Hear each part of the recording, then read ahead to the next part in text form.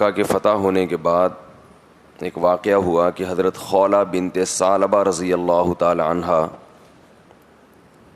ان کے شوہر تھے، انہوں نے کسی بات پہ غصہ ہو کر اپنی زوجہ کو ماں سے تشبیہ دے دی۔ عرب میں یہ دستور تھا، زہار کیا کرتے تھے، زہار یعنی اس میں یہ ہوتا تھا کہ اپنے ماں کے کسی جسم سے، کسی محترم حصے سے تشبیہ دیتے تھے اپنی بیوی کو۔ تو جیسے ماں بھی حرام ہوتی ہے تو ایسے ہی سمجھتے تھے کہ اب بیوی بھی ہم پہ حرام ہو جائے گی، تو اس کو طلاق سمجھا جاتا تھا، اور ابدی طلاق کہ اب کوئی رجوع کی صورت نہیں ہے۔ تو اس کو اصطلاح میں کہا جاتا ہے زہار کرنا۔ آج کل یہ رواج نہیں ہے، نہ لوگ جانتے ہیں کہ زہار کیا ہوتا ہے۔ تو یہ جو صحابیاں تھیں، ان کے بچے بھی تھے، یہ پریشان ہو گئیں کہ طلاق ہو گئی۔ تو نبی صلی اللہ علیہ وسلم کے پاس آئیں اور عرض کیا کہ یا رسول اللہ، میرے لیے کوئی گنجائش کی صورت پیدا کر دیں۔ آپ نے فرمایا کہ میں تمہارے لیے کوئی رخصت، بولو بھائی، نہیں پاتا، کوئی گنجائش نہیں ہے۔ پھر آئیں دوبارہ، بار بار نبی سے کہتی اور نبی فرماتے میں تمہارے لیے کوئی رخصت نہیں پاتا، اور آسمان کی طرف بھی دیکھتی، اللہ سے بھی دعا مانگتی کہ اللہ تو کچھ میرے لیے پیدا کر دے، کوئی گنجائش پیدا کر دے، بار بار آسمان کی طرف نظر اٹھاتی۔ تو پھر اس پر یہ آیات نازل ہوئیں، قد سمع اللہ قول التی تجادلک فی زوجہا، تحقیق سن لی اللہ نے بات اس عورت کی جو آپ سے اپنے شوہر کے بارے میں جھگڑا کر رہی تھی۔ واللہ یسمع تحاورکما، اللہ تمہاری سرگوشیوں کو اور بات چیت کو سنتا ہے۔ اللہ نے اس کی بات سن لی، اور پھر حکم دیا قرآن مجید میں کہ ان کے شوہر کفارہ ادا کرے تو بیوی ان کے لیے حلال ہو جائے گی۔ اور وہ کفارہ یہ ہے، زہار کا کفارہ، بیوی کو ماں کے کسی عضو سے تشبیہ دے دینا، اس کا کفارہ کیا ہے کہ 60 روزے لگاتار مسلسل رکھے زوجہ کے قریب آنے سے پہلے۔ اور اگر کوئی بیمار ہے، بوڑھا ہے، 60 روزے رکھنے کی طاقت نہیں ہے، سب سے پہلے تو غلام آزاد کرے، غلام آزاد نہیں کر سکتا تو 60 روزے رکھے۔ وہ اگر بیمار ہے، مستقل یا بوڑھا ہے، تو پھر 60 مسکینوں کو 2 ٹائم کا کھانا کھلائے۔ تو اس سے ہمیں کچھ اسباق ملتے ہیں۔ ایک تو یہ کہ نبی صلی اللہ علیہ وسلم کو یہ اختیار نہیں ہے کہ کسی کی بیوی حلال کر دیں یا حرام کر دیں، کیونکہ وہ عورت جب نبی کے پاس آئی تو نبی نے کیا فرمایا، میں تمہارے لیے رخصت نہیں، اللہ نے آیتیں نازل کی کہ اللہ نے اجازت دے دی ہے۔ تو نبی اپنی مرضی سے نہ کسی کی بیوی کو حلال کر سکتے ہیں، نہ کسی بیوی کو حرام۔ اس سے ہمیں پتہ چلا کہ بعض لوگ یہ کہتے ہیں کہ 3 طلاقیں نبی کے دور میں اکٹھی 3 ایک ہوتی تھیں۔ حضرت عمر نے 3 کو کتنا کر دیا؟ حضرت عمر نے 3 کر دیا۔ اس کا مطلب یہ ہوا کہ جو عورت نبی کے دور میں حلال سمجھی جاتی تھی، حضرت عمر نے اس کو شوہر پہ کیا کر دیا؟ حرام۔ ہمیں پتہ چل رہا ہے کہ یہ کام تو نبی نہیں کر سکتے، تو امیر المومنین خلیفۃ المسلمین کیسے کر سکتے ہیں یہ کام؟ بات نہیں آ رہی میرا خیال ہے سمجھ میں۔ تو یہ کام جو نبی کو اختیار نہیں ہے کسی کی بیوی کو حلال یا حرام کرنے کا، تو یہ کام امیر المومنین کیسے کر سکتے ہیں کہ اللہ نے رجوع کا حق دیا ہو اور امیر المومنین سیاستاً پابندی لگا کے اس کو حرام کر دیں؟ تو یہ غلط ہے۔ اس حدیث کی جو تشریح کی جاتی ہے وہ یہ تشریح نہیں ہے۔ اس لیے یاد رکھیں، یہ جو 3 طلاق کا مسئلہ ہے یہ اجماعی ہے۔ اگر کسی نے بیوی کو 3 طلاقیں دے دی ہیں، رجوع کا حق اس کا ختم ہو گیا۔ اس میں کسی سے بھی فتویٰ لینا جائز نہیں ہے، اجماعی مسئلہ ہے۔ قرآن میں، احادیث میں 2 ٹوک لفظوں میں بیان کر دیا گیا ہے اس کو، صحابہ کے فتاوی ہے۔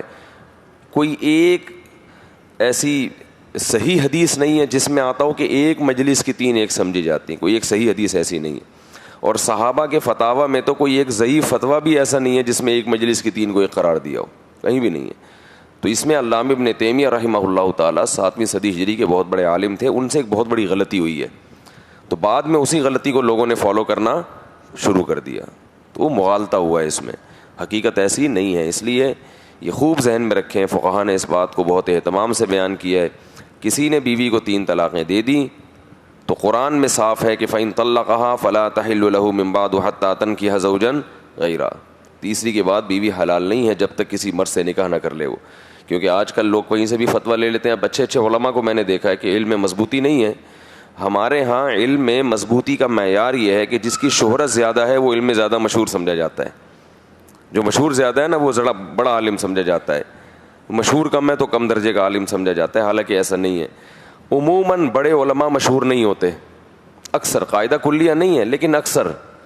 وجہ اس کی یہ ہے کہ جو بڑے علماء ہوتے ہیں وہ اکثر تحقیقی کاموں میں مدرسوں کے اندر لگے رہتے ہیں. عوام سے ان کا ربط کم ہوتا ہے, وہ اپنے فتاویٰ کے کاموں میں ہی, تحقیق میں ہی مشغول رہتے ہیں. تو یہ بہت اہم مسئلہ ہے آج کل. یہ جو ہے نا ایک حلال کو حرام کرنے کا ایک سیٹ اپ شروع ہوا ہے. نہیں, انڈیا کا تو عدالت نے جو 3 کو 1 کیا, یہ 1 کو 3 کیا, اس کا تو ویسے ہی کوئی اعتبار نہیں ہے نا. وہ تو انڈیا کی عدالت کچھ بھی کر سکتی ہے. تو لیکن انہوں نے زہار کیا تھا. اچھا, اس سے بھی پتہ چلتا ہے کہ اگر نبی کے دور میں 3 طلاقیں 1 ہوتی تو زہار کو بھی پھر حرام نہ سمجھا جاتا, کیونکہ اس کا مطلب پھر یہ ہوتا کہ زہار کے ذریعے بیوی ہمیشہ کے لیے حرام نہ ہوتی بلکہ اللہ نے رجوع کا حق دیا ہوتا.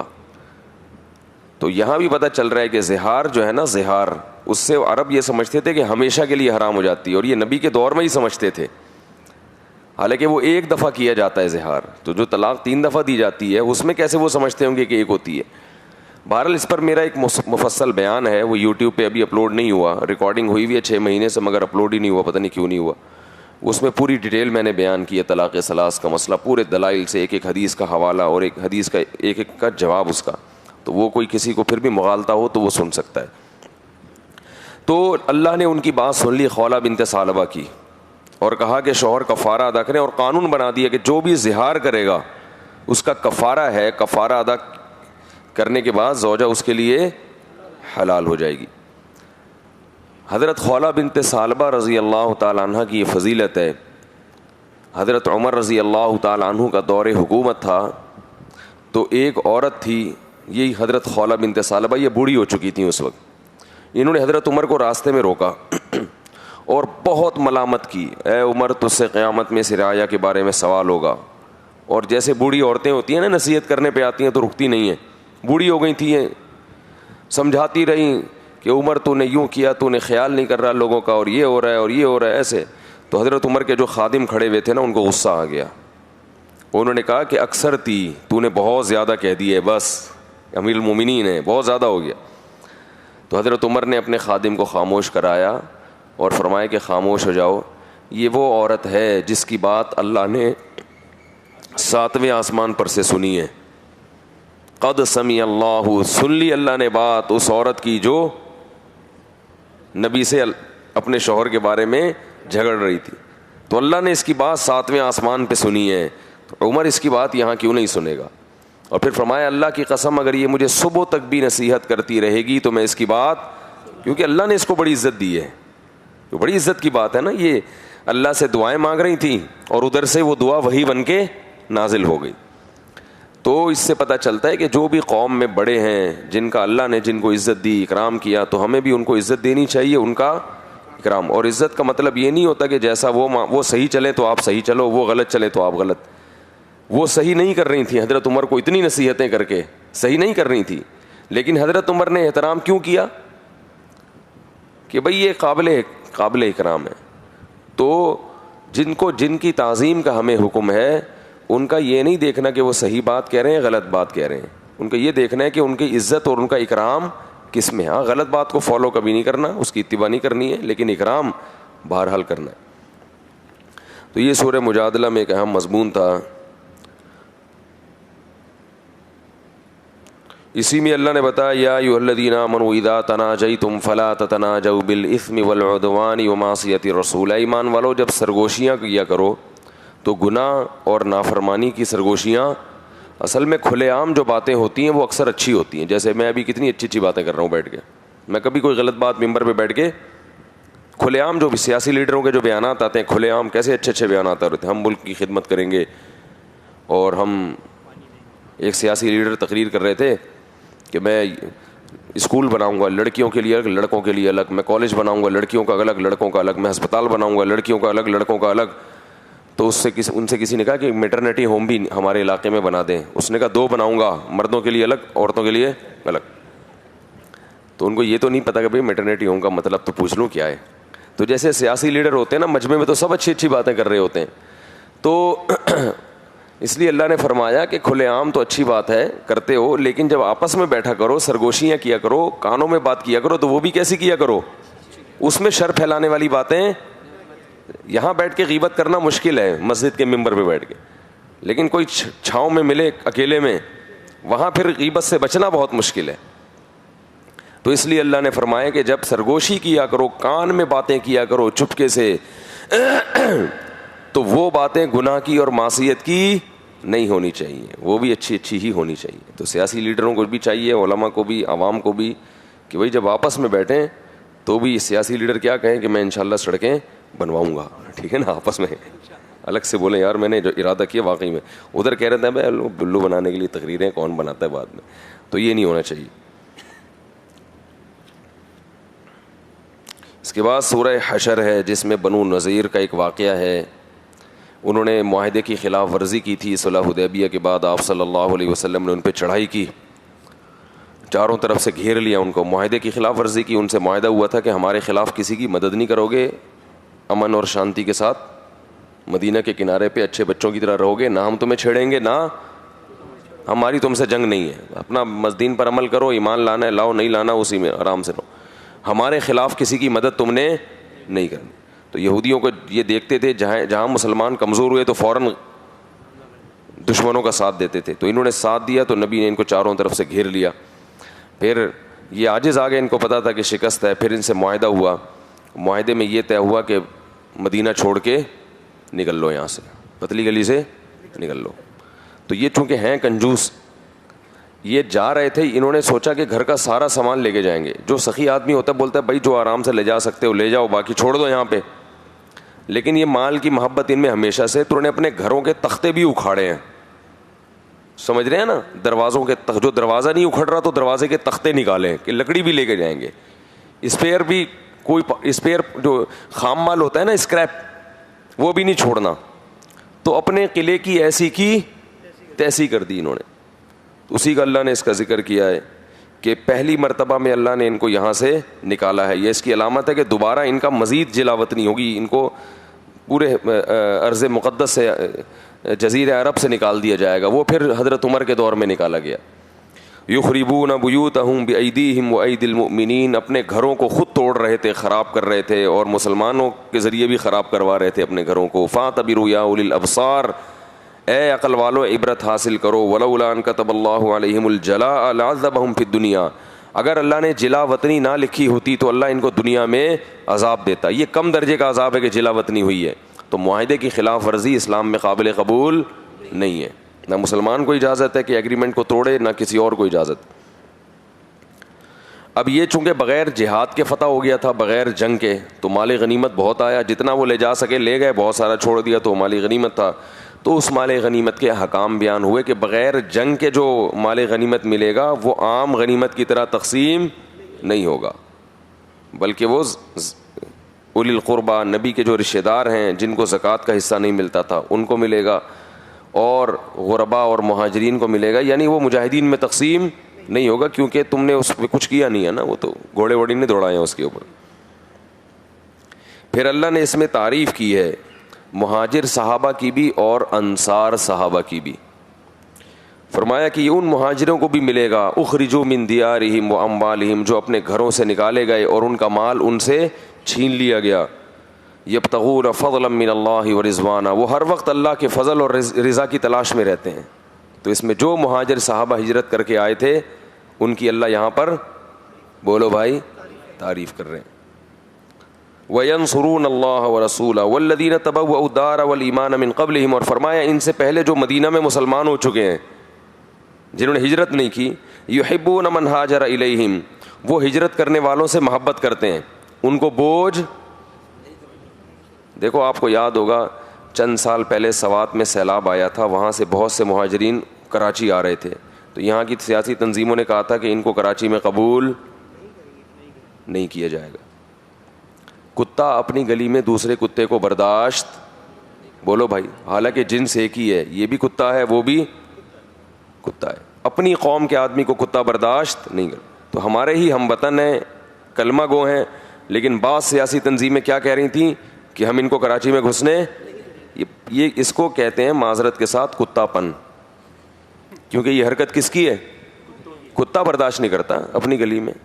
انسان اپنی گلی میں کسی بھی موت, کتا کو دوسرا کتا آئے گا نا بھوکا, وہ کہے گا, کتے سے کہے گا یار مجھے اس گلی میں کچھ مل نہیں رہا تو ایک دو ہڈی میں یہاں مل جائے گی, مجھے کونے پہ بیٹھنے دو. کتا بیٹھنے دے گا؟ ایسا مارے گا اس کو, بولا میں اس گلی میں جب ہوں تو کیوں آ رہا ہے. بلی کو آنے دے گا ہے بھائی, سب دوسری مخلوق آ رہی ہے, اپنے لوگوں کو نہیں آنے دے گا. تو یہی اپنے ملک اپنے مذہب والے لوگ ہیں, انہی کے ساتھ ناانصافی. وہ سیلاب کا شکار ہو گئے, آپ ان کو پناہ نہیں دے رہے, یہ بوجھ ہم نہیں پالیں گے. یہ کتا پن ہے, یہ گھٹیا پن ہے, یہ اللہ کے غضب کو دعوت دینے والی بات ہے. انصار کو فضیلت اس لیے ملی کہ جو مہاجر ہجرت کر کے آئے, انصار نے ان کو گلے لگایا. تو قرآن نے ان کی تعریفیں کی اور فرمایا کہ ولا یجدون فی صدورہم حاجۃ مما اوتوا, کہ ان مہاجر صحابہ کو اگر ضرورت کی بیس پر کچھ دیا جاتا ہے تو ان انصار کو اپنے دل میں بغض محسوس نہیں ہوتا, کیونکہ یہ مال فے تھا نا بغیر جنگ کے. تو اللہ نے حکم دیا کہ جو غریب مہاجر صحابہ ہیں ان کو دو, اس میں انصار کا حصہ نہیں تھا. تو انصار کو دل میں تنگی محسوس نہیں ہوئی. کوئی اور ہوتا کہتا ہے لو بھائی ہم نے ان کو پناہ دی اور آج غنیمت کن کو دیا جا رہا ہے, غنیمت کا مال ان کو دیا جا رہا ہے, ہمیں مل نہیں رہا اس میں سے. تو اللہ نے فرمایا یہ ان کی خاصیت ہے کہ یہ دل میں تنگی محسوس نہیں کرتے, خوش ہوتے ہیں چلو ہمارے بھائیوں کو مل گیا.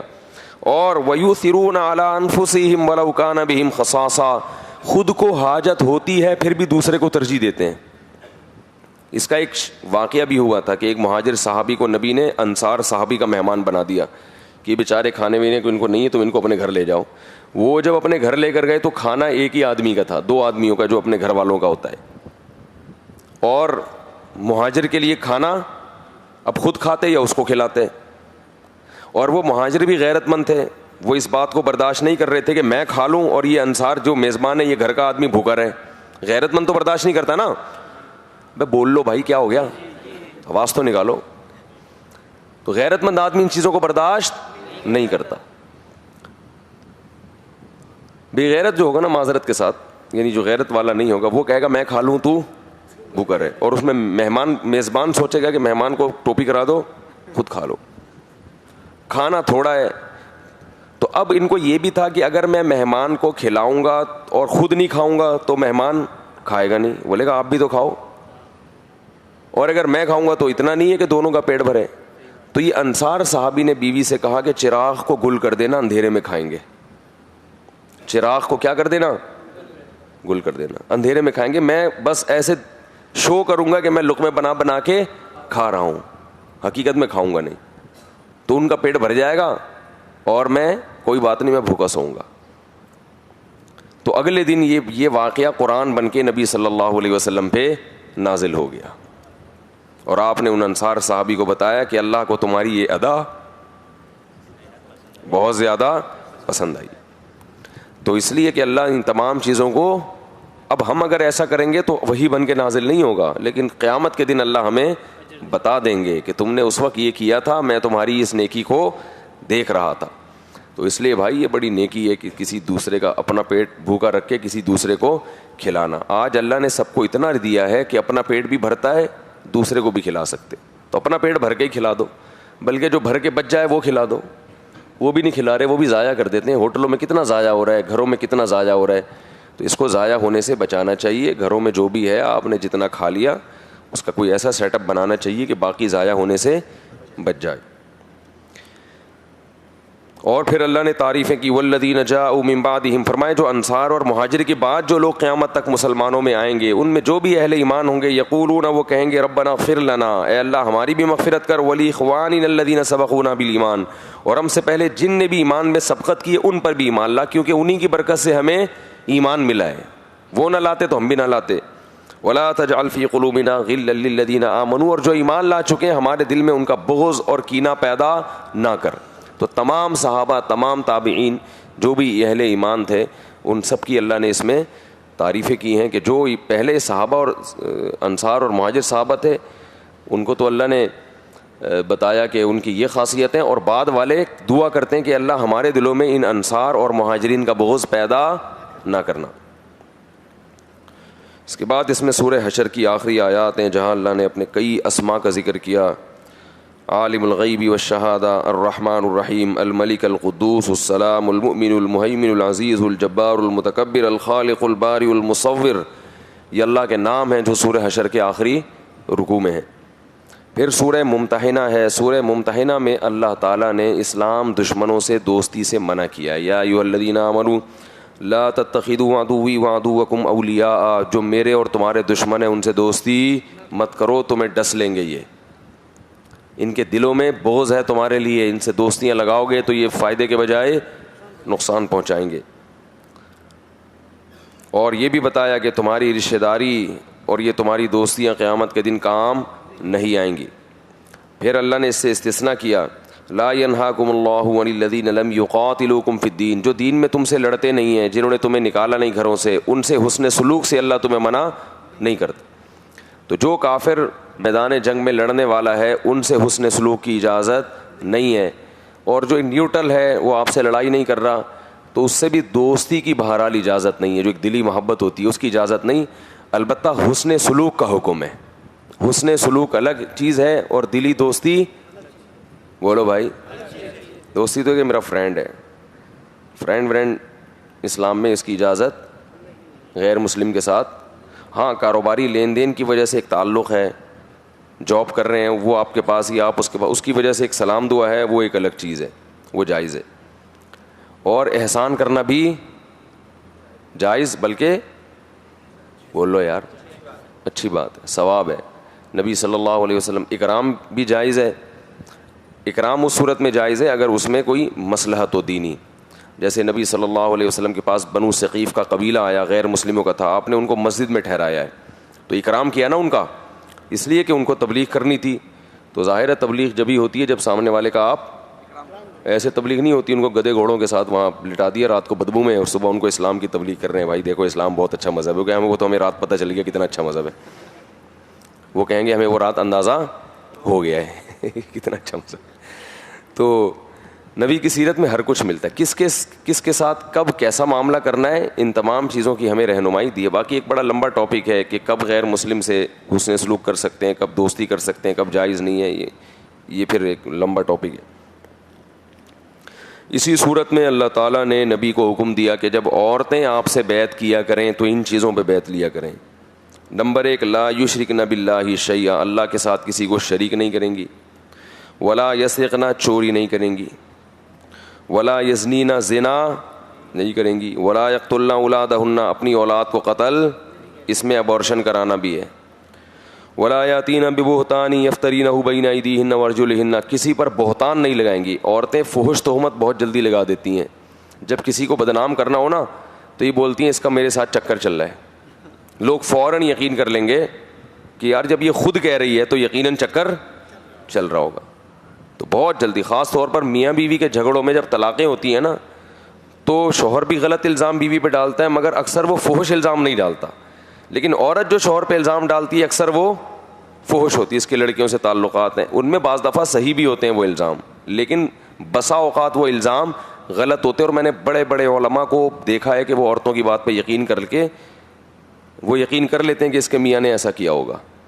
کیونکہ مجھے گھریلو حالات کا بڑا تجربہ ہے، لوگوں کی نا کیسز آتے ہیں ہمارے پاس بہت زیادہ، اس میں جو آتے ہیں نا لوگوں کے کیسز سے بہت صبح شام تو یہ نمٹاتے رہتے ہیں، اس میں بسا اوقات یہ ثابت ہوا کہ عورت نے شوہر پہ جو فحش الزام لگایا تھا وہ الزام غلط تھا، جب گہرائی میں گئے تو وہ الزام غلط، تو اس لیے اللہ تعالیٰ نے عورت کی گواہی کو بھی کیا رکھا ہے، آدھا، ورنہ وہ فوراً، میں یہ نہیں کہہ رہا کہ جھوٹ بولتی ہیں ہمیشہ، ایسا نہیں ہے، لیکن جھوٹ کا عنصر، جھوٹ کا ریشو خواتین میں مردوں سے زیادہ، یہ نہیں کہ ساری خواتین، وہ خواتین جو میرا بیان سن رہی ہیں یا سنیں گی وہ تو بالکل جھوٹ بولتی نہیں ہیں، میں جب بھی بات کر رہا ہوں میں ہمیشہ ان کے علاوہ کی بات کر رہا ہوں، کیونکہ غصہ ہوتی ہے نا پھر کمنٹس آتے ہیں، میں یوں بول دیا بھائی آپ کو بولا ہی نہیں تو کہاں سے کمنٹ کروں، جو میرا بیان نہ سنیں گی قیامت تک، نہ کبھی انہوں نے سنا اور نہ بھی سن رہی ہیں، ان میں جھوٹ کا ریشو، مردوں میں کچھ برائیاں ایسی ہیں جو زیادہ ہیں عورتوں میں نہیں ہیں، اور کچھ برائیاں ایسی ہیں جو عورتوں میں زیادہ، مرد ان میں جھوٹ والی جو عنصر ہے نا وہ عورت میں کیا ہے، زیادہ. جھوٹی تہمت, جھوٹا الزام, پھٹنے بازی ہوئی تو یہ ایسا ہے, یہ اس کے چنا جائے, لوگ فوراً یقین کر کے بیٹھ جاتے ہیں, واہ بھائی واہ کچھ تو ہوگا. جب بیوی کہہ رہی ہے تو کچھ تو, کیونکہ گھر کی اندر کی باتیں یہ چیزیں عورتیں جتنا جانتی ہیں کوئی بھی نہیں جانتا, تو اس میں اتنی جلدی فوراً یقین. ایک کیس میرے پاس آیا تھا, اس میں عورت نے اپنے شوہر پہ الزام لگایا, بات تو بہت فحش ہے لیکن چل پڑی ہے, کہ عورت کی ایک بیٹی بھی تھی نا سوتیلی, وہ شوہر کی سوتیلی بیٹی تھی, تو عورت نے الزام لگایا کہ اس نے میری سوتیلی بیٹی کے ساتھ غلط کرنے کی کوشش کی. عورت بھی شرعی پردہ کرتی تھی. چونکہ میں ان کے گھر کے حالات کو بہت پہلے سے جانتا تھا اور مجھے پتا تھا کہ ان کے گھر میں کیا چل رہا ہے, وہ سارا شوہر مجھے پہلے وہ ساری باتیں میرے سے, میں بھی تھے اور ایک اور عالم بھی تھے, ان عالم کا انتقال ہو گیا ورنہ وہ بھی اس پہ گواہ بنتے. تو ہمیں پتا تھا کہ کیس کچھ اور ہے, اور یہ آدمی اب بیوی کو اس نے طلاق دینے کا ارادہ کر لیا ہے, اور عورت پہلے بھی کئی دفعہ طلاقیں لے چکی تھی, وہ کئی بار. اب اس کو ڈر تھا کہ مجھے مزید طلاق ہوئی تو میں کیا ہو جاؤں گی, تو اس نے کیس بنایا, حالانکہ دیندار تھی, پردہ کرتی تھی, اس نے کیس بنایا سوچ کہ بھائی میں اپنے آپ کو بدنامی سے اس طرح بچا سکتی ہوں کہ بھئی میں یہ ڈال دوں کہ سوتیلی بیٹی سے کچھ ناجائز تعلقات ہیں, ظاہر ہے وہ تعلقات ہو تو بیوی شوہر پہ ویسے ہی ہمیشہ کے لیے حرام ہو جاتی ہے, تو اس بیس پہ طلاق ہوئی ہے. تو وہ ایک بڑے ادارے میں گیا مسئلہ, اور وہاں جا کے وہ کئی یہ تقریباً 8-9 سال پرانا واقعہ بیان کر رہا ہوں میں, 10 سال ہو گئے ہوں گے اس واقعے کو. جب وہ کسی ادارے میں گیا ہے تو وہاں کے علماء سے میری بھی سلام دعا تھی, انہوں نے مجھے بلایا, انہوں نے بولا کہ دیکھو یار اتنا بڑا عالم, اتنا یعنی عالم نہیں ہے وہ شخص, دیندار ہے, بہرحال داڑھی واڑی ہے اس, کہ دیکھو ایسا آدمی ہے اور اپنی سوتیلی بیٹی کے ساتھ کیا کر رہا ہے. تو میں نے ان مولوی صاحب سے کہا, میں نے کہا پہلی بات آپ نے راز فاش کیوں کیا؟ اگر ایک آدمی نے گناہ کیا بھی ہے تو اس کا یہ مطلب ہے کہ آپ مجھے بتائیں کتنا بڑا جرم ہے, کتنا بڑا جرم ہے یہ میں اس لیے کہہ رہا ہوں کہ آج کل راز فاش کرنا تو کوئی مسئلہ, بھائی اگر کیا بھی ہے تو علیحدگی کرو, ختم کرو مسئلہ, کیوں دنیا میں چرچا کر رہے ہو کہ اس نے یہ کیا فلاں نے یہ کیا. بھائی گناہ ہی کیا نا, اگر کیا تو گناہ پہ شریعت اس کو کھلے عام لوگوں میں چرچا کرنے کا کہتی ہے یا اس پہ پردہ ڈالنے کا کہتی ہے شریعت؟ تو میں نے کہا اول تو اگر اس کی بیوی نے آپ سے پوچھا ہے, اگر ایسا ہوا بھی ہے تو مجھے کیوں بتا رہے ہیں آپ؟ کیونکہ میں اس شخص کو جانتا ہوں, میرے دل میں اس کی عقیدت ہے, میرے دل میں وہ, میری نگاہوں سے وہ ہمیشہ کے لیے گر گیا, چاہے وہ 100 بار بھی توبہ کرے گناہ کر کے, تو توبہ اللہ تو قبول کر لیتے ہیں مگر انسان کسی کی توبہ قبول نہیں کرتا. انسان یہی کہے گا یہ دیکھو یہ ہے. دوسری بات یہ کہ میں نے کہا اچھا ہوا آپ نے مجھ سے ڈسکس کیا اس کو, اس لحاظ سے اچھا ہوا کہ میں اس کے حالات جانتا ہوں. میں نے کہا اس نے ایسا نہیں کیا, اس کی کہانی کچھ اور ہے. اور میں نے کہا تیسری بات یہ کہ شہادت کا نصاب بھی کامل نہیں ہے, اور آپ نے کیا لگا دیا, کم سے کم 2 گواہ تو چاہیے نا. تو ایک عورت کی گواہی پہ آپ نے کسی پر اتنی بڑی تہمت لگا دی, اور مجھے بھی کہہ رہے پتہ نہیں 10 لوگوں کو اور بھی آپ بتا رہے ہوگے. ان مولوی صاحب سے فتویٰ نہیں پوچھا تھا, ان مولوی صاحب نے وہ فتویٰ پڑھ لیا تھا. آج کل تحریریں بھی تو لوگ پڑھ لیتے ہیں نا, کہیں رکھی ہوئی ہوتی ہیں. تو اور میں نے کہا یہ میاں بیوی کے تو جھگڑے ویسے ہی جھگڑے ہوتے ہیں, ان میں جب جھگڑا ہوتا ہے تو اعتدال سے لوگ ویسے ہی, 2 آدمیوں میں دشمنی ہو پھر تو ویسے بھی ان کا الزام قبول نہیں کیا جاتا کہ بھئی یہ تو دشمنی ہے. تو اس طرح سے کیا ہوتا ہے کہ بڑے آرام سے کوئی بھی کسی کو, مرد بھی بدنام کر دیتے ہیں بعض دفعہ. میں یہ نہیں کہہ رہا کہ جب بھی الزام لگتا ہے غلطی لگتا ہے, بعض عورتیں جو واقعی صحیح الزام لگا رہی ہوتی ہیں وہ بات صحیح ہوتی ہے, شوہر میں وہ خرابی ہوتی ہے, لیکن اس میں ہمیں فوراً یقین کرنے کی اجازت نہیں ہے, بلکہ اس میں اصول یہ ہے کہ اگر اس کا کسی سے نقصان کا خطرہ نہیں ہے تو اس میں اس کو مسئلہ بتا دیا جائے اور اس تحقیق میں پڑھائی نہ جائے کہ ایسا ہوا ہے کہ نہیں ہو. بھئی ہمیں نہیں پتا, تم صحیح بول رہی ہو جھٹ بول, اگر ایسا ہوا ہے تو بھئی میاں بیوی کا نکاح کیا ہو گیا, ختم ہو گیا. نہیں ہوا تو نہیں ہوا, ہمیں نہیں پتا کہ ایسا ہے کہ نہیں ہے. لیکن لوگ کیا کرتے ہیں, فوراً ایک خبر پہ وہ خبر نشر کرنا شروع کر دیتے ہیں. حضرت مشہور صحابی تھے عویمر اجلانی رضی اللہ تعالیٰ عنہ, صحیح بخاری کی حدیث ہے, انہوں نے اپنی بیوی کو زنا کرتے ہوئے دیکھا. نبی کے پاس آئے, کہا کہ میں نے اپنی بیوی کو زنا کرتے ہوئے دیکھا. آپ غضبناک ہوئے, غصہ ہوئے آپ, اس لیے کہ اگر دیکھا ہے تو طلاق دو, ختم کرو قصہ, دنیا کو کیوں بتا رہے ہو؟ نہیں یاری میرا خیال ہے بات سمجھ. بھائی اگر دیکھا ہے, اعتماد ختم ہو گیا نا, کیا کر دو, طلاق.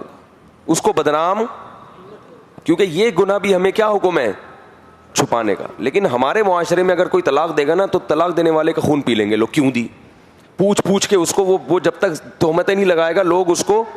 اس لیے یاد رکھو, اگر میاں بیوی میں طلاق بھی ہوتی ہے تو اس معاملے کو اتنا بڑا مت لیا کرو. بولو بھائی نہیں بنی ہوگی کوئی بات نہیں, وہیں یتفرقا یغنی اللہ کلا من سعتہ. اللہ نے خود کہا ہے حدود اللہ پر نہیں رہ سکتے محبت سے, پتلی گلی سے وہ بھی نکل لے اور پتلی گلی سے کچھ نہیں ہوتا. بھائی نہیں بن رہی تھی, دونوں نیک ہیں, دونوں اچھے ہیں, کیوں ہوئی, کیا ہوا تھا, ان میں پڑھ پڑھ کے کیوں دی بھائی تم نے بیوی کو طلاق, تم نے اپنے شوہر سے کیوں لی طلاق. ایسا خون پیتے ہیں کہ پھر وہ لازمی مجبور ہوتے ہیں ایک دوسرے پر جھوٹے الزام لگانے پر. تو اس کا یہ کہ بھائی نہیں بن رہی تھی یار, الگ ہو گئے, تو کیا ہے اس میں. یہ نہیں کہ آپ جا کے بیویوں کو خام خام میں الگ کرنا شروع کر دیں, بری چیز ہے طلاق. لیکن اگر کہیں علیحدگی ہو گئی ہے تو اس کو بہت بڑا ایشو نہیں بنانا چاہیے. ہم ہندو نہیں ہیں, ہندوؤں میں طلاق نہیں ہے, عیسائیوں میں طلاق نہیں ہے, اسلام میں جہاں نکاح ہے وہاں طلاق بھی ہے. کہ بھائی اگر حدود اللہ پر قائم نہیں رہ سکتے, آرام سے محبت سے امن اور شانتی کے ساتھ علیحدگی اختیار کر لو. خود سے نہ کرنے جا کے کسی سے مشورہ لے لینا پہلے. یہ بھی ڈر ہوتا ہے نا لوگوں میں, سمجھ ہوتی نہیں, جا کے میں بیگم سے کہیں گے مفتی صاحب نے بھی کہا ہے کہ محبت سے نہیں جا سکتے تو خود ہی کیا ہو, آرام سے لگ جاؤ اور دھڑ دھڑ دھڑ دھڑ دھڑ. ایسا نہ کریں, اس کا ایک پروسیس ہے جو شریعت نے بتایا. میں تو یہ کہہ رہا ہوں کہیں اگر ہو گئی ہے تو ان کا خون نہ پئیں جا کے, ان کو بولیں کوئی بات نہیں, نہیں بن رہی تھی, مسئلہ کوئی مسئلہ نہیں, چلو اس کی کہیں اور کرا دیں, اس کی کہیں اور کرا دیں. یہ نہیں کرائیں گے آپ, بولیں گے یہ نہیں ہوگا ہم سے. اچھا خیر, تو اللہ نے حکم دیا کہ کسی پر جھوٹی تہمت نہیں لگاؤ گی, اور ولا یعصینک فی معروف, کسی بھی نیکی کے کام میں نبی کی مخالفت نہیں کرو گی. تو یہ اللہ نے خواتین سے بیعت لی خاص طور پر. اس کے بعد سورہ صف ہے, اس صف میں اللہ نے جہاد کا حکم دیا. صحابہ کہتے تھے کہ اے نبی اللہ سے پوچھیں اللہ کو سب سے پیارا عمل کون سا لگتا ہے, ہم وہ کریں گے. تو اللہ نے آیتیں نازل کر دیں, ان اللہ یحب الذین یقاتلون فی سبیلہ صفا کانہم بنیان مرصوص. اللہ کو صف بستہ ہو کے اس کے راستے میں لڑنا, یہ عمل سب سے زیادہ پسندیدہ لگتا ہے. لو بھائی یہ والا عمل آ گیا. تو منافقین کہنے لگے یہ تو بہت مسئلہ ہو گیا. ٹھیک ہے نا, یہ کیا ہو گیا, یہ تو مسئلہ ہو گیا. سورہ جمعہ ہے جس میں اللہ نے جمعے کی نماز کا حکم دیا کہ یا ایھا الذین آمنوا اذا نودی للصلاۃ من یوم الجمعۃ فاسعوا الی ذکر اللہ. جب جمعے کی اذان ہو جائے تو اللہ کے ذکر کی طرف دوڑو. اس سے صاف وذروا البیع, اور خرید و فروخت چھوڑ دو. اس سے پتہ چلتا ہے کہ جمعے کی پہلی اذان کے بعد خرید و فروخت اور کاروبار حرام ہے. مارکیٹوں میں لوگ اذان ہو جاتی ہے اور دکانیں کھول کے بیٹھے ہوتے ہیں, صاف اللہ نے قرآن میں اس پر پابندی لگا دی. جیسے ہی جمعے کی اذان ہو گئی کاروبار کیا ہو گیا, حرام, ناجائز. اگر اس دوران کوئی کاروبار کرتا ہے خرید و فروخت, اس بیع کو فسخ کرنا واجب ہے. سمجھ رہے ہو, اس کو توڑنا واجب ہے. غلط کیا آپ نے تو اس وقت پھر ایک ہی کام ہے, بس جمعے کی نماز کی تیاری. ہاں فرمایا جب نماز ہو جائے فانتشروا فی الارض, پھر زمین میں پھیل جاؤ. وابتغوا من فضل اللہ, اور پھر اللہ کی روزی کو دوبارہ تلاش کرو. تو یہ جو ٹھیلے لگا کے بیٹھے ہوتے ہیں جمعے کی نماز سے پہلے, یہ بھی ناجائز ہے. ٹھیک ہے نا, ٹوپیاں اور عطر لگا کے مسجد کے باہر بیٹھے ہوئے ہوتے ہیں جمعے کی نماز سے پہلے, یہ بھی کیا ہے, ناجائز ہے. اس پر بھی لازم ہے جا کے امام کی مسجد میں جا کے بیٹھے, اور جو ٹھیلے لگایا ہوا اس کو بھی لازم ہے کہ وہ ٹھیلے کو بند کر دے اور مسجد میں جا کے بیٹھے. جمعے کے بعد وہ نکل آئے پھر جو مرضی کرے وہ. اس کے بعد سورہ منافقین ہے جس میں اللہ نے بتایا کہ یہ منافقین اوپر سے تو ایسے نظر آتے ہیں آپ کی مجلس میں جیسے ان سے زیادہ نیک دنیا میں کوئی ہے ہی نہیں. ایسے کھڑے ہوتے ہیں جیسے کوئی لکڑی ہوتی ہے نا ٹیک لگائی ہوئی, ایسے بادب با ملاحظہ, اور جب آپ کی مجلس سے باہر جاتے ہیں تو مخالفت شروع کر دیتے ہیں. تو یہ 2 نمبر لوگوں کا کام ہے. ایک ہوتا ہے کھلا دشمن اور ایک آستین کا سانپ. آستین کا سانپ جب سامنے بیٹھے گا تو جی حضور جی حضور جی حضور. میں ایک دفعہ ایک ٹی وی میں ریکارڈنگ کے لیے گیا تو ایک صاحب آئے, وہ ریکارڈنگ کے لیے جو مجھے بندہ لینے کے لیے آیا تھا نا وہ مجھے بھی لینے گیا, ان صاحب کو بھی.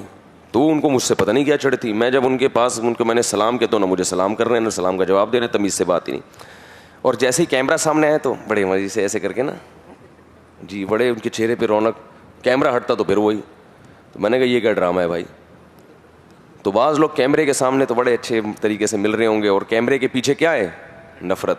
تو یہ تکلفات ہیں, ڈرامے بازی ہے جو آج کل مارکیٹ میں بہت سستی ہو گئی ہے اور عام ہو گئی ہے. تو منافقین کا بھی بتایا کہ نبی کی محفل میں ایسے رہیں گے جیسے ان سے زیادہ نیک دنیا میں کوئی ہے ہی نہیں. ٹھیک ہے نا. تو اس کے بعد سورہ تغابن ہے. اس میں خاص مضمون کیا ہے؟ ان من ازواجکم واولادکم عدو لکم، اے ایمان والو تم میں سے عین ممکن ہے تمہاری بیویاں تمہاری اولاد تمہارے دشمن و آخرت کے لحاظ سے. یہ اللہ کی نعمتیں ہیں اگر اللہ کی راہ میں رکاوٹ نہ بنیں، ورنہ یہی اولاد اور یہی بیوی تمہیں جہنم کی آگ میں لے جائے گی اگر یہ اللہ کی نافرمانی کی طرف. کیونکہ بعض دفعہ انسان بیوی بچوں کی خاطر اللہ کی نافرمانی کرتا ہے. سمجھ رہے ہیں؟ گھر میں فلمیں لا کے رکھ دی، ڈرامے لا کے ٹی وی میں دکھا دیے ان کو کہ بچے خوش ہو جاتے ہیں، تو بچے تو خوش ہوں گے مگر اللہ خوش نہیں ہوں گے. تو اس لیے فرمایا فاحذروا، ذرا بچ کے رہو ان سے، ایسا نہ ہو کہ یہ تمہیں کہاں لے جائیں؟ جہنم کی طرف لے جائیں.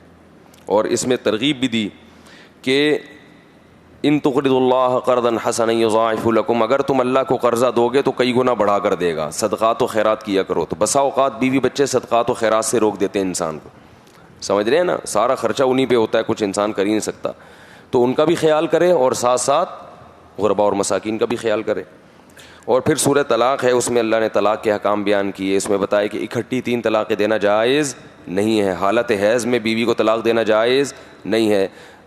عورت کے پاکی کے ایام تھے، آپ نے بیوی سے ہم بستری کر لی، اب ہم بستری کے بعد بیوی کو طلاق دینا جائز ایک بھی نہیں دے سکتے. سمجھ رہے ہو؟ تو ان آیتیں کی روشنی میں طلاق کا جو صحیح طریقہ بیان کیا ہے احادیث میں اور صحابہ اور تابعین سے، وہ یہ ہے کہ جب عورت کو طلاق دینا چاہیں تو پہلی شرط کیا ہے کہ وہ پاکی کے ایام میں ہو، حالت حیض میں نہ ہو. دوسری شرط یہ کہ جس مہینے میں اس کو طلاق دینی ہے اس میں آپ نے ہم بستری نہ کی ہو. نہیں یاری بات سمجھ بھائی، ہم بستری کر کے اپنا دل بھر گیا اور بعد میں اس کو چھوڑ دیا، ایسا نہیں ہوتا.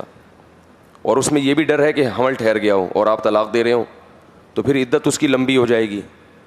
وہ سمجھ رہی ہے کہ 3 حیض آ کے میری عدت ختم ہوگی، حالانکہ اس کو کیا ہے؟ حمل ہے. تو اس کنفیوژن سے بچنے کے لیے بھی حکم دیا گیا کہ ہم بستری کی اجازت نہیں ہے تاکہ حمل نہ ٹھہرے. سمجھ رہے ہیں؟ تو 2 شرطیں ہو گئیں. پہلی یہ کہ پاکی کے ایام میں، نمبر 2 اس سے ہم بستری کی اگر کر لی تو پھر اگلے مہینے دیں، اس مہینے نہیں دے سکتے. اور تیسری، ایک سے زیادہ ایک مہینے میں آپ بول لو نا کیا مسئلہ ہے، نہیں دے سکتے. ایک مہینے میں ایک ہی دے سکتے ہیں. دوسری دینی ہے تو اس کے لیے اگلے منتھ کا انتظار کرنا پڑے گا. اس میں اس کے دوران سالے والے اتنی طبیعت سے کوٹ کے جا چکے ہوں گے آپ کو کہ دینے کی نوبت نہیں ہے. یہ بھی ایک فائدہ ہے اس میں. سمجھ رہے ہیں نا؟ یہ جو اللہ نے کہا نا تقسیم کر کے، تو اس کا ایک فائدہ یہ بھی کہ جب ایک کا پتہ چلے گا تو اس وقت آپ کی طبیعت اتنی ہری ہو چکی ہوگی کہ دوسری کی نوبت نہیں ہے. اچھا، تو یہ طلاق کا طریقہ بیان کی. پھر اس میں عدت کے حکام ہیں. عورت کے عدت کے دوران مرد کے ذمہ نان نفقہ اس کا، ٹھیک ہے نا. اور اگر طلاق ہو جاتی ہے، عورت آپ کے بچے کو دودھ پلا رہی ہے، تو صرف عدت تک نہیں بلکہ جب تک وہ دودھ پلاتی رہے گی عورت کو دودھ پلائی کی اجرت الگ سے ملے گی، اور بچے کا نان نفقہ وہ بہرحال اسلام میں مالی خرچے اولاد کے سارے کس کے ذمے ہیں. اور اگر طلاق ہو جاتی ہے تو ماں جو بچے کو پالتی ہے نا، دودھ پلاتی ہے، اس کا الگ سے مرد کو پیسے اس کو اجرت دینی پڑے گی کہ ماں نے یعنی اس اپنی کسٹڈی میں لے کے آپ کی، کیونکہ شریعت میں بچے کی نسبت باپ کی طرف پہلے ہوتی ہے. آپ کی امانت ہے جس کو وہ کیا کر رہی ہے؟ پال رہی ہے. تو وہ 7 سال تک بچہ ماں کے پاس رہے گا، اس کے بعد وہ باپ کے پاس آئے گا. اور بچی 9 سال تک ماں کے پاس رہے گی، اس کے بعد کہاں آئے گی؟ باپ کے پاس آئے گی. باپ اگر نہیں لیتا تو باپ کے باپ کو بھی لینا پڑے گا. فقہا نے یہ مسئلہ لکھا ہے کہ 7 سال کا جب بچہ ہو جائے، میاں بیوی میں علیحدگی ہوئی تھی، تو پھر بچے باپ کو زبردستی دیا جائے گا. اگر وہ نہیں لینا چاہتا پھر بھی کس کو دیا جائے گا؟ باپ کو. اسی طرح بچی جب 9 سال کی ہو جاتی ہے تو وہ کس کے پاس آئے گی؟ 9 سال تک ماں کے پاس رہے گی. اس کے بعد کہاں آئے گی؟ جب تک شادی نہیں ہو جاتی باپ کے پاس رہے گی. اگر وہ نہیں لینا چاہتا پھر بھی. اس کی وجہ فقہا بیان کرتے ہیں کہ بچپن میں ماں کے پاس رہنے میں فائدہ ہے، لہذا ماں کے پاس بچہ رہے گا، باپ صرف ملتا رہے گا اس سے. اور جب 7 سال کا ہو جائے نا بیٹا، تو پھر باپ کے پاس رہنے میں بچے کا، دیکھو میاں بیوی میں جب علیحدگی ہو گئی وہ تو ہو گئے نا الگ، تو اب شریعت دیکھتی ہے بچے کا فائدہ کس میں ہے. سمجھ میں نہیں آ رہی میرا خیال. بھائی تم تو الگ ہو گئے، تمہاری نہیں بنی، حدود اللہ پر قائم نہیں رہ سکتے تھے، چلو ٹھیک ہے الگ ہو گئے. اب بچوں کا تو تمہاری الگ ہونے سے بچوں کو تھوڑی نقصان پہنچا جائے گا، وہ تو پیدا ہو گئے. تو اب اس میں بچپن میں ماں کے پاس رہنے میں فائدہ ہے، کیونکہ بچے کو ماں کی ممتا چاہیے، باپ کی بپتا بچپن میں نہیں چاہیے اس کو. تو وہ 7 سال تک کہاں رہے گا؟ لڑکا ہے تو 7 سال تک، لڑکی ہے تو کیونکہ اس کو عورت لڑکی کو اور بھی چیزیں کچھ سیکھنی ہوتی ہیں ماں سے. 7 سال کے بعد پھر مرد لازمی اس کو لے گا. اگر وہ نہیں لیتا تو مجبور کیا جائے گا, کیونکہ 7 سال کے بعد بچے کو نا اخلاق اور تربیت کی ضرورت ہوتی ہے. تو تربیت میں باپ کا کردار, تربیت کے لیے روب کی ضرورت ہے, غیرت اور حمیت کی ضرورت ہے, باہر کے ماحول کی ضرورت ہے کہ خراب تو نہیں کر رہا. تو پھر بچے کو باپ کے پاس رکھا جائے گا. ماں پھر ملا کرے گی, ماں سے ملنے سے نہیں روک سکتا. ملنے سے تو کوئی بھی کسی کو نہیں روک سکتا, رہنا کس کے پاس ہے اس کی بات ہو رہی ہے, سمجھ رہے ہیں. تو بچی پھر 9 سال کے بعد باپ کے پاس رہے گی. فقہاء نے لکھا ہے اس لیے بھی رہے گی کہ بچی کو ابھی اس کی عفت اور پاک دامنی کی حفاظت کے لیے باپ زیادہ اچھی حفاظت کر سکتا ہے, کیونکہ ماں کو باہر کی شرارتوں کا پتہ نہیں ہوتا. باپ میں غیرت بھی اس معاملے میں زیادہ ہوتی ہے, اپنی بیٹیوں کے معاملے میں اس کی بےعزتی زیادہ ہے نا اس میں. بچی گھر سے بھاگ گئی تو زیادہ لوگ کس کو بدنام کرتے ہیں, باپ کو. بھائی تو یہاں گھوم رہا ہے, تمہارے گھر سے تو رپورٹیں اس قسم کی آ رہی ہیں, ٹھیک ہے نا. تو وہ زیادہ فکر کرتا ہے ٹھیک ہے نا, کہ میری عزت کا جنازہ نہ نکلے. تو کیا کہہ رہے تھے یار آپ لوگوں نے ادھر سے. تو وہ ہاں اس میں یہ ہے کہ پھر ولی بھی باپ ہے نا نکاح کا. ماں کے پاس رہے گی تو اپنی مرضی سے نکاح کرے گی, باپ کے پاس رہے گی تو کس کی مرضی سے نکاح ہوگا. تو شریعت کیا چاہتی ہے, نکاح کس کی مرضی سے ہو. یہ بھی ایک اہم مسئلہ ہے. شریعت میں باپ ولی ہے, ماں ولی نہیں ہے, سمجھ رہے ہیں. اور بیٹا جب بالغ ہو جائے گا پھر اس کو اختیار ہے, ابا کے پاس بھی رہ سکتا ہے, اور پھر تو بالغ ہو گیا تو پھر تو پورا آدمی بن گیا نا, خود ہی باپ بننے کی عمر ہو گئی اس کی. پھر ابا اس کی شادی کرائیں اور اس کو باپ بنائیں, بولے اب جس پروسیس سے میں گزرا ہوں اب اس پروسیس سے ٹھیک ہے, ہم بہت تھک گئے ہیں, اب آپ خود اپنی زندگی گزار. ابا کا مسئلہ ہے, ابا اس کی شادی کرا کے اس کا گھر الگ نہیں کرتے, پھر ساری زندگی ٹینشن لیتے رہتے ہیں. شادی کراؤ, بولا ہمارے ایک رشتے دار تھے, بس یہ آخری بات ہے, وہ ختم ہو گئی تفسیر. وہ اپنے بچوں کے لیے بڑے پریشان رہتے ہیں, میرے بچے ہائے یہ. تو ہمارے ایک رشتے دار ہیں, ان سے کہا ان کی شادیاں کرا کے ان کو سب کو الگ کر دو. جب ان کا اپنا گھر بنے گا نا, بسے گا, تو سارے سیٹنگ پہ آ جائیں گے, سارے انسان کے بچے بن جائیں گے. جب ذمہ داریاں پڑتی ہیں تو کیا ہوتا ہے. تو انہوں نے کہا ان کی تو تنخواہیں کم ہیں. بولا یہ ٹینشن بھی انہیں کے ذمہ ڈالو کہ ان کی تنخواہ کم ہے, کماتے کم ہے, تو بیوی ان کو کیا کرے گی, آ کے خود ہی سدھار دے گی. باپ سے نہیں سدھرتے. اس لیے میں کہتا ہوں بالغ ہوتے ہی شادی کر کے گھر بھی الگ کرو. اپنے پاس رکھا نا تو ایسا گھنا بن کے بیٹھ جائے گا, کچھ بھی نہیں کرے گا, کیونکہ اس کو پتا ہے میرے ابا میری بیوی کو بھی کھلائیں گے, اور سست ہو جائے گا, پھر عذاب میں آ جائے گا. جو نالائق اولاد ہے ان کی بات کر رہا ہوں, آپ لوگ کی بات نہیں کر رہا. تو اس لیے اصول یہ ہے کہ جیسے ہی بیٹا بالغ ہو جائے نا, کان سے پکڑ کے گھر سے باہر نکال دو اس کو. بولو اب تو شادی کر, اپنا گھر بسا, میں وہیں ملنے آیا کروں گا تجھ سے, اور میں آگے پڑ جاؤں گا. باپ کو تو اجازت ہے نا, وہ تو جہاں جا کے پڑ جائے اپنی اولاد کے گھر میں. تو جیسے ہی دیکھو ایک آدھ بچہ ہو گیا نا, انسان کا بچہ یہ نہیں بنا, تو آپ میرا نام بدل دینا. جب ذمہ داریاں پڑتی ہیں تو ہر آدمی انسان کا بچہ بنتا ہے. ذمہ داریاں نہیں ہوتی تو وہ گٹر کے ڈھکنوں پہ بیٹھا رہے گا باہر, نہ کما کے لائے گا نہ کچھ کرے گا, ایسے ہی رہے گا, وہ زندگی ایسے ہی گزارے گا. اللہ تعالیٰ سمجھنے کی عمل کی توفیق عطا فرمائے. سبحانک اللہم و بحمدک نشہد ان لا الہ الا انت نستغفرک و نتوب الیک.